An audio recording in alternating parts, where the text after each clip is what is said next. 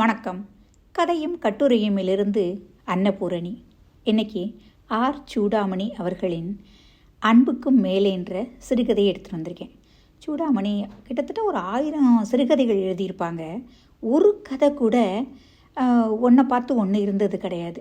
ரெண்டாவது, இவங்க எழுதுனதெல்லாம் 70, 80 காலகட்டங்களில். ஆனால் இன்றைக்கி அந்த கதை அவ்வளவு பொருத்தமாக இருக்குன்றது நினைக்கும்போது எந்த அளவுக்கு அவங்க ஒரு தீர்க்க தரிசனமாக கதைகள் அந்த காலத்தில் எழுதியிருக்காங்கன்னு என்னால் ஆச்சரியப்படாமல் இருக்கவே முடியல. அந்த மாதிரியான ஒரு கதை தான் இது, அன்புக்கு மேலே. கதையை வாசிக்கட்டுமா? அவளோட முகத்தை தயங்கி தயங்கி பார்த்துக்கிட்டே இருந்தார். அவள் உதட்டுக்குள்ளே ஒரு நமட்டு சிரிப்பு. கொஞ்ச நாளாகவே இது நடக்குது. காலையில் 8:30 மணி ஆன உடனே 2 பேரும் உட்காந்து சாப்பிடுவாங்க. ஒரு நாள் கூட அவள் சொன்னது கிடையாது, நீங்கள் மெதுவாக சாப்பிட்டுக்கலாமே, உங்களுக்கு தான் இனி ஒன்றும் வேலை இல்லையே அப்படின்னு. ஆனால் அவர் மனசு புண்படுமோன்னு அவள் ஒரு நாள் கூட அந்த மாதிரி சொன்னது கிடையாது. காலையில் வழக்கம் போல் எந்திரிச்சு கடகடன்னு சமையல் பண்ணி அவளுக்கும் பேக் பண்ணி எடுத்துக்கிட்டு அவருக்கு காஃபி முதற்கொண்டு போட்டு ஃப்ளாஸ்கில் வச்சுட்டு அவள் சாயங்காலம் வர்ற வரைக்கும் அவருக்கு என்னென்ன தேவையோ பார்த்து பார்த்து பண்ணிட்டு கிளம்புவாள். அவர் ரிட்டையர் ஆகி இப்போ தான் ஒரு 4 மாதம் ஆகுது. முன்னாடியெல்லாம் அவர் வேலைக்கு போயிட்டு இருந்தப்போ கூட லலிதாவுக்கு 1-2 வேலைகளில் அவர் பார்த்து கொடுப்பாரு. ஆனால் அவர் ரிட்டையர் ஆன பிற்பாடு லலிதா அவளை ஒரு வேலை கூட பண்ண விடுறது கிடையாது. ஏதோ ஒரு சின்ன இடத்துல அவர் தான் வெட்டியாக வீட்டில் உட்காந்துருக்கோன்னு நான் நினச்சிடக்கூடாது அப்படின்றதுல ரொம்ப ரொம்ப கவனமாக எல்லா வேலையும் தானே செய்துக்கிட்டு இருந்தா. அப்படின்னு நினைக்கும் போதே அவள் தான் எவ்வளோ சூட்சமான ஆளுன்னு அவரால் வியக்காமல் இருக்கவே முடியல. இப்போல்லாம் அவன் வேலைக்கு கிளம்பும்போது சொல்லிக்கும் போது அவள் முகத்தில் எதை கண்டு அவகிட்ட அப்படி ஒரு விசித்திர முகபாவம் தோணுதுன்னு தெரியல. உள்ளே ஏதோ சிரிப்பு தழும்புறது போல உதடுகள் சிரிக்கிறது இல்லை, ஆனால் அவள் கண்களின் பாஷை அவருக்கு தெரியாதா என்ன? கொஞ்ச நேரம் எந்திரிச்சு அறையில் நட போட்டார். லைப்ரரியிலேருந்து கொண்டு வந்திருந்த த மேஜிக் புத்தகத்தை எடுத்து வச்சு மறுபடியும் உட்கார்ந்தார். கவனத்தை சிதறவிடக்கூடாதுன்னு கட்டுப்பாட்டில் கொஞ்ச நேரம் படித்தார். கடியாரம் 10 முறை அடிச்சுது. காலையில் 10 மணிக்கு வீட்டில் இருக்க அனுபவம் 4 மாதமாகியும் முழுசாக அவருக்கு பழகலை. உடம்பு தானாகவே எழுந்திருக்க முற்பட்டது. அசட்டு மனமே சும்மா இரு அப்படின்னு அதட்டி அடக்கிறதுக்கு முன்பாக ஏன் லேட்டுன்னு மேனேஜர் கேட்பாரேன்னு நினப்பு ஒரு முறை அலையெடுத்து போகாமல் இல்லை. கையில் இந்த புத்தகத்தை விரிச்சிக்கிட்டு இருந்தார். அந்த நிமிஷம் தாமஸ் மான் மீது பொறாமல் பொங்கி வந்தது. இந்த எழுத்தாளர்கள் பாடு தேவலை. வயசு வரம்பு கிடையாது, கால வரையறை இல்லை. மனசில் ஊற்று வற்றாத வரைக்கும் தன்னோட பணியில் தொடர்ந்து ஈடுபட்டிருக்கலாம். மற்றவங்களுக்கு அப்படியா? மூளை இன்னும் சுறுசுறுப்பாக இருக்குது. மனசு இன்னும் கூர்மையாக பழைய பரிமாணங்களை நோக்கி தாவறதுக்கு தயாராக இருக்குது. தன்னுள்ளே இருக்கக்கூடிய இளமை இன்னும் மாறலை. ஆனால் உனக்கு 58 வயசாயிடுச்சு, நீ வேலைக்கு லாய்க்கில் வீட்டுக்கு போகணும்ல சொல்லி அனுப்பிடுறாங்க. இன்னும் 5 ஆண்டுகள் போகணும் லலிதாவுக்கு 58 வயசாக. மாணிக்கம் மறுபடியும் உறுதியாக படிக்க முயன்றார். ஆனால் திடீர்னு வார்த்தைகளுக்கு அர்த்தம் புரியலை. எனக்கு புத்தகம்னா ரொம்ப உயிர். சின்ன பிள்ளையிலேருந்து ஏதேதோ பண்ணிக்கிட்டு இருந்ததில் ஒழுங்காக படிக்க நேரமே கிடைக்கல. இப்போவோ ஆஃபீஸ் தொல்லை பாருங்களேன். ரிட்டையர் ஆனதுமே எல்லா லைப்ரரிலையும் சேர்ந்து வீட்டில் புஸ்தகமாக கொண்டு வந்து குமிக்க போகிறேன். இங்கிலீஷ் தமிழ் 2லையும் கிளாசிக்லேருந்து இன்றைக்கி எழுதுகிற கற்றுக்குட்டிங்க வரைக்கும் ஒன்று விடாமல் படிக்க போகிறேன். படிக்கிற ஆசை உள்ளவங்களுக்கு பொழுது போகிறது ஒரு பிரச்சனையே இல்லை.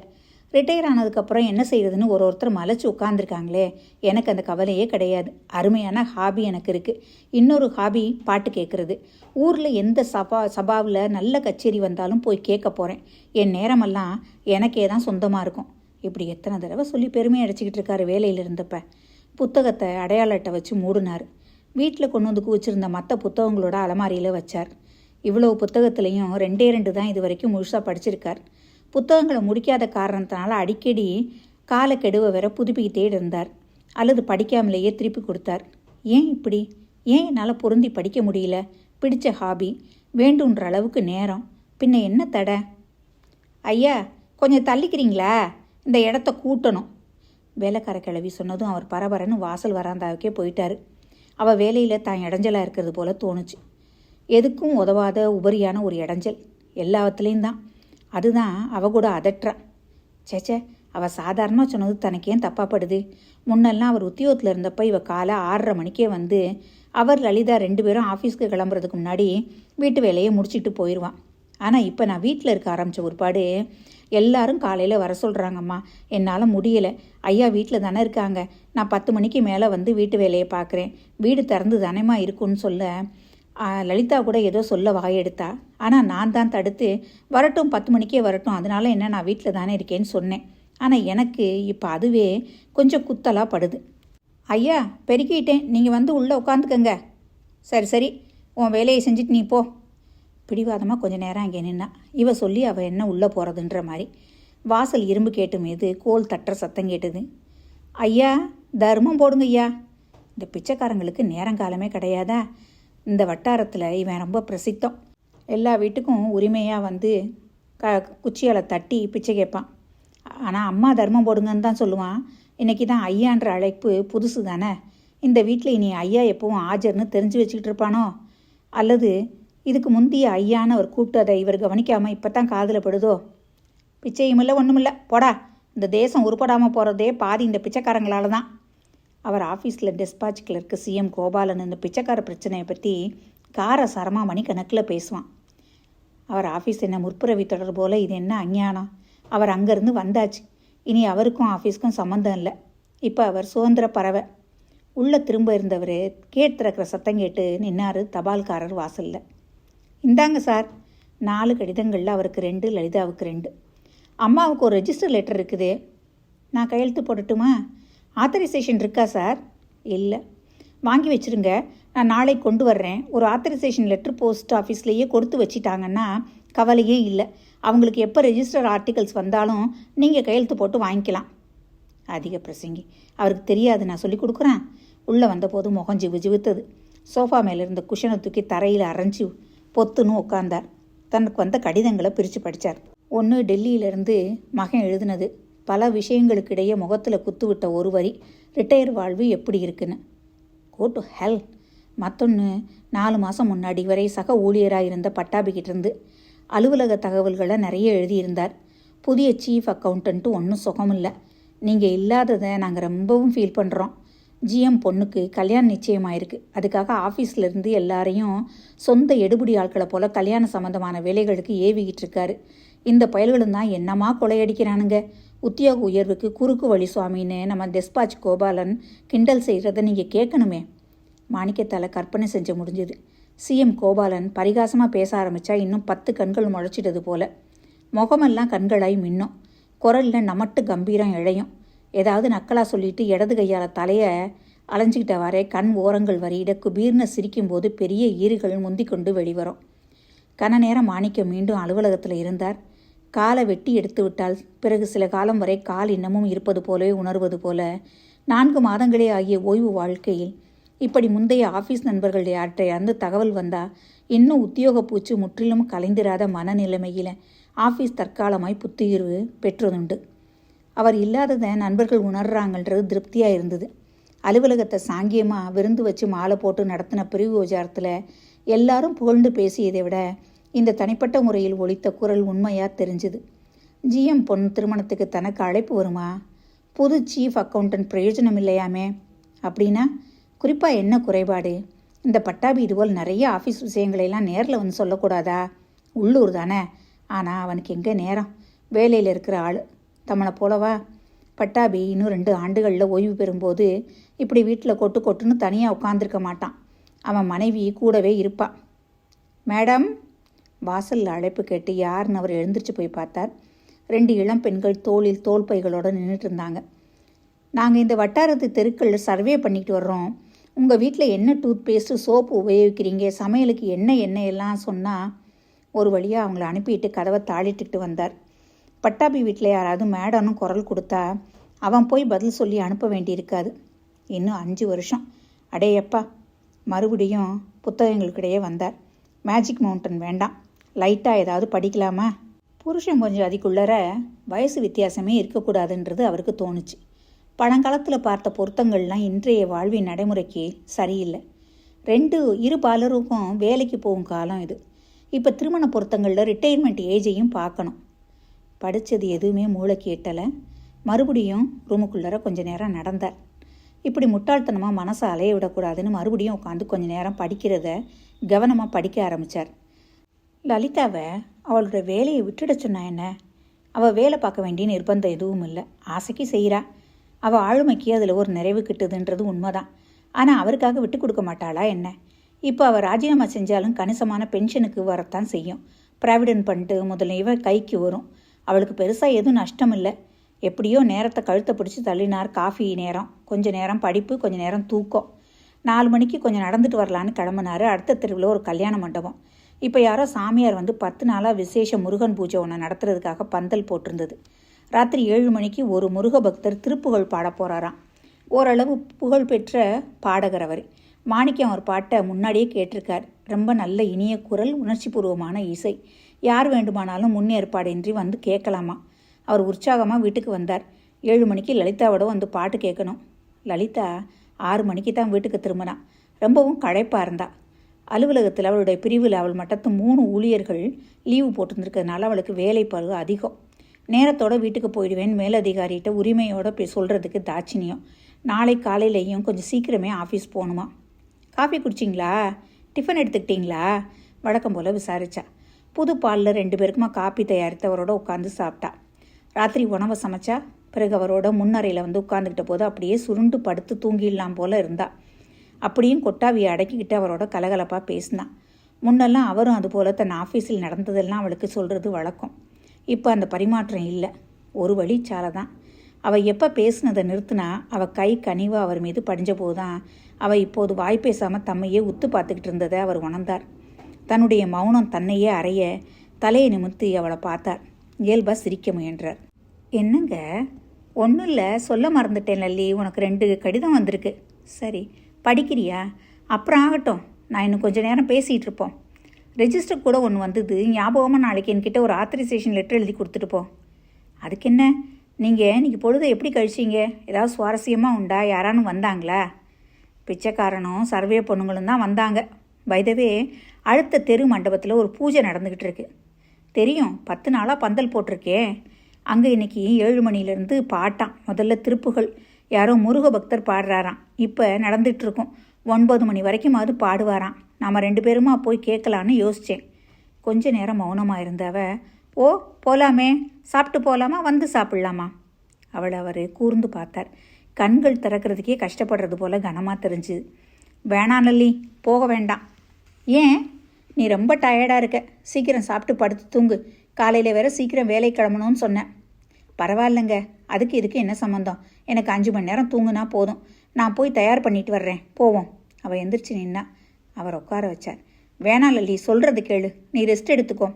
அப்புறம் எடுத்துக்கிறேன். உங்களுக்கு பாட்டுன்னா எத்தனை ஆசை. அப்படி வேணும்னா நான் மட்டும் போய் கொஞ்சம் நேரம் கேட்டுட்டு வரேன், நீ கவலையே படாத.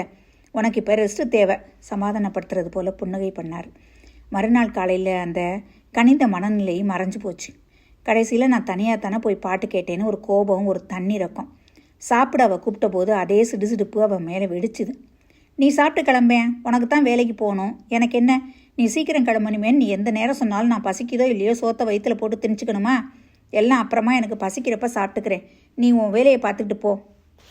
அவள் அவர் ஏறிட்டு பார்த்தா. மீண்டும் அவள் கண்களுக்குள் அந்த விசித்திர சிரிப்பா. ஆனால் ஒரு வருத்தமும் தெரிஞ்சது முகத்தில்.